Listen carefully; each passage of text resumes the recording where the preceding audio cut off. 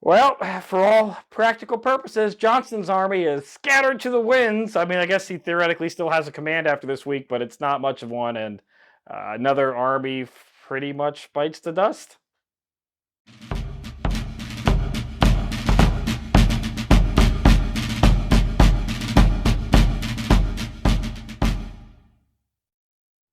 Hello and welcome to Civil War in Hindsight. I am Lieutenant Tommy. With me, as always, is Prospector Johnny. And Johnny, this week we've got more good news for the Union, although the war's still not quite over yet. But we're getting there.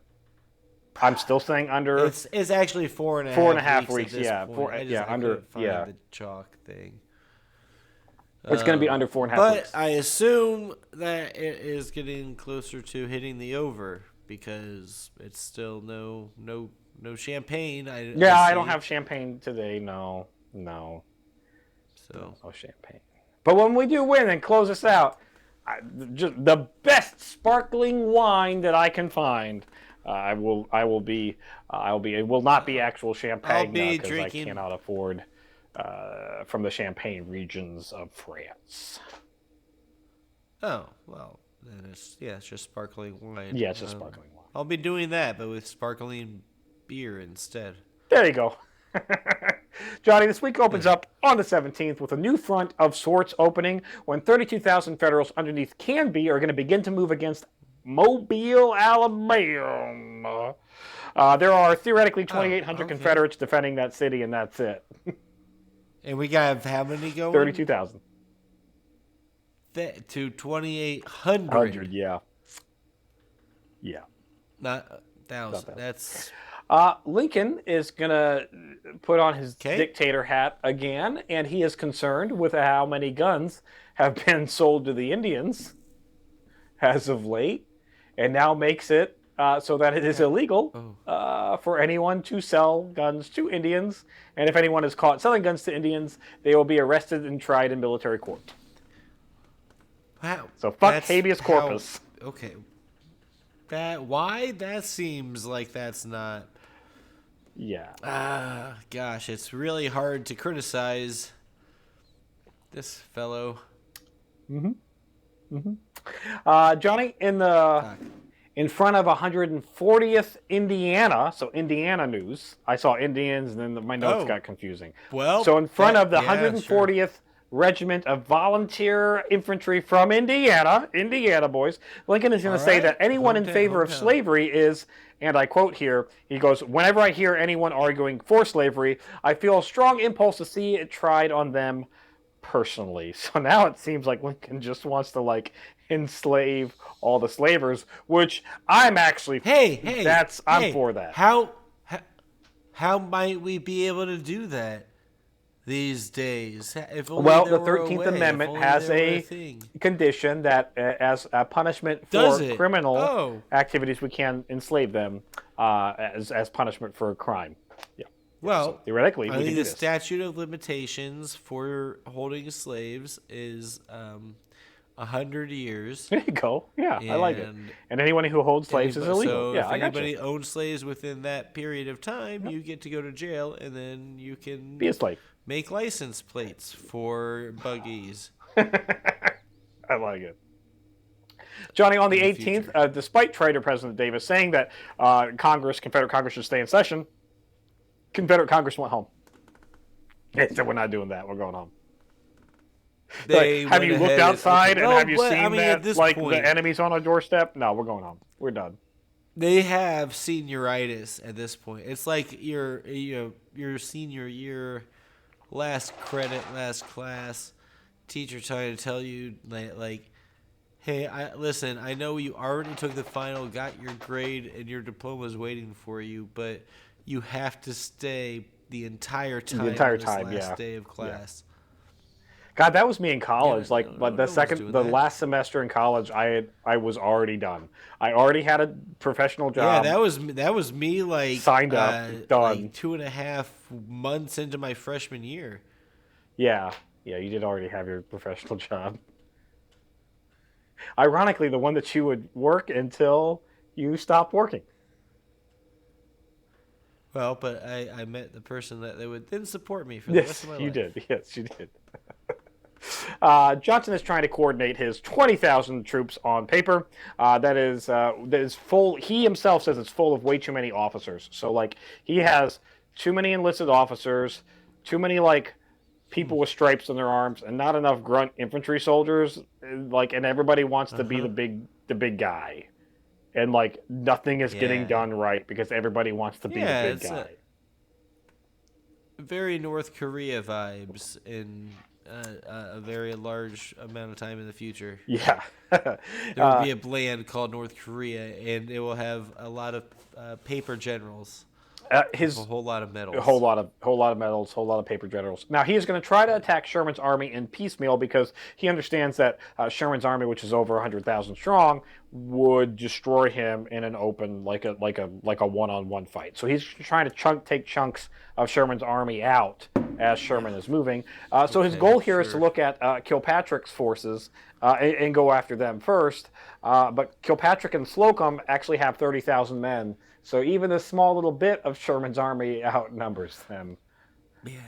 Almost 2 to 1. Tough.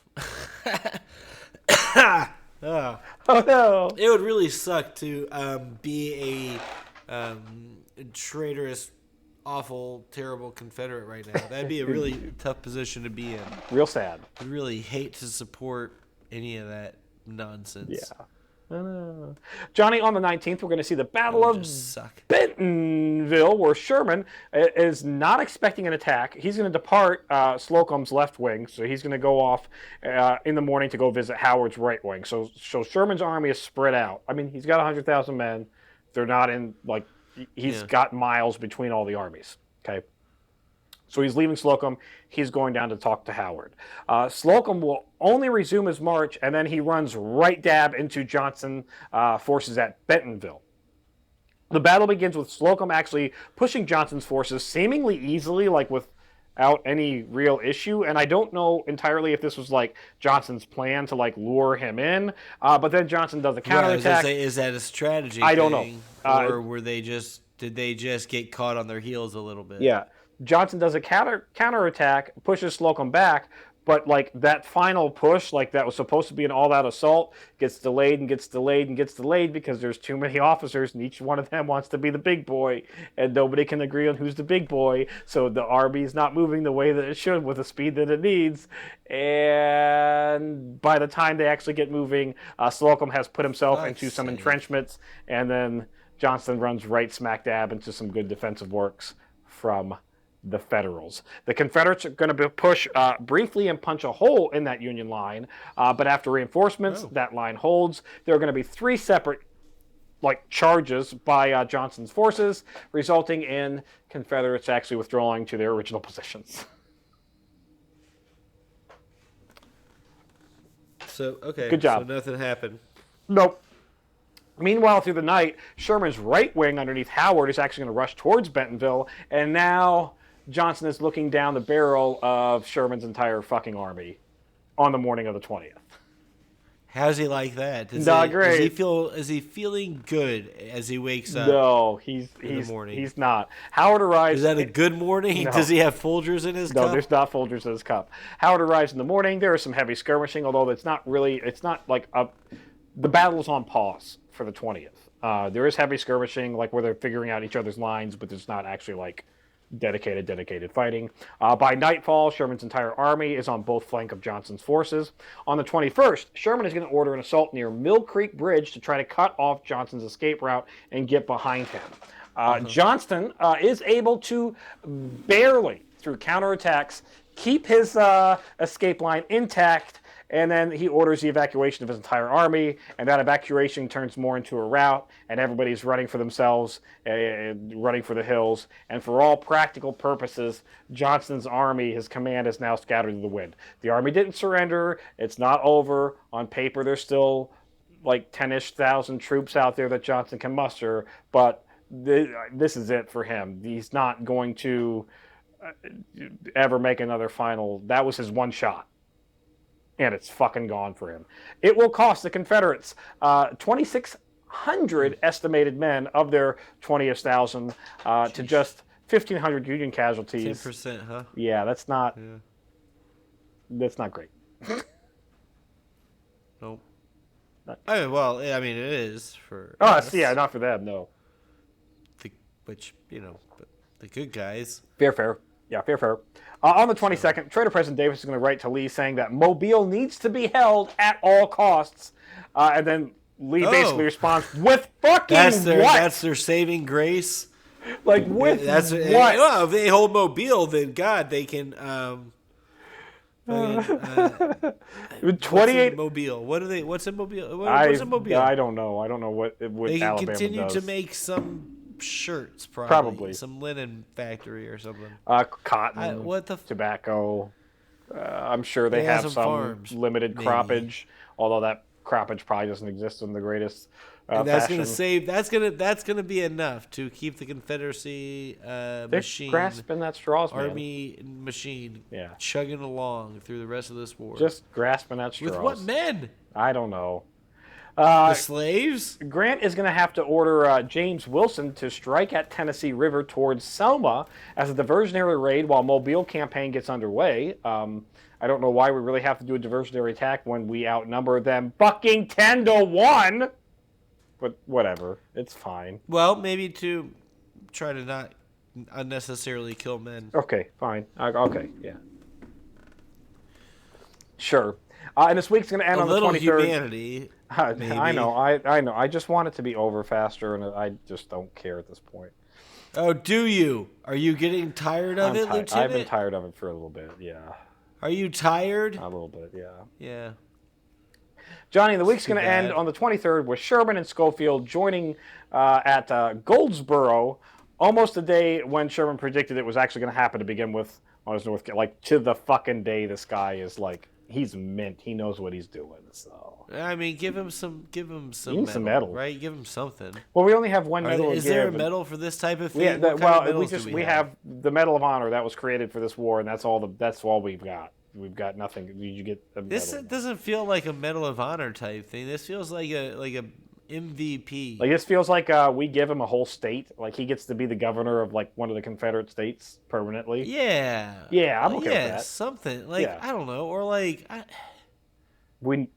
he can go, instead of just doing cocaine and whiskey about his illnesses, he can do it whenever he wants. Oh, okay, I gotcha. Yeah. Good. Something like that. So that sounds like a good plan, yeah. I don't know. Pay the man. Pay the man. Give the man the money. Johnny, this week, like I said, it's all wrapped up. We got North Carolina campaign underway and done. The Johnson's basically gone. We just kind of have Lee in the wings. Maybe under 4.5 weeks. We got this. That's it for this week in Civil War in Hindsight. If you enjoy Civil War in Hindsight, check out Historic Hindsight. We talk about all kinds of fun things. We got a Patreon. So if you want to help support us and do future endeavors, that is an option for you. Cheap memberships, $1 and $5. Get your chat rooms, get your behind-the-scenes content. I'll send you a picture of my feet, I guess, if you want that. We got long-format videos, non-Civil War related, like a whole presidential series. We've got shorts, where I get yelly and angry, and we occasionally do lives, or at least until YouTube says we're not allowed to.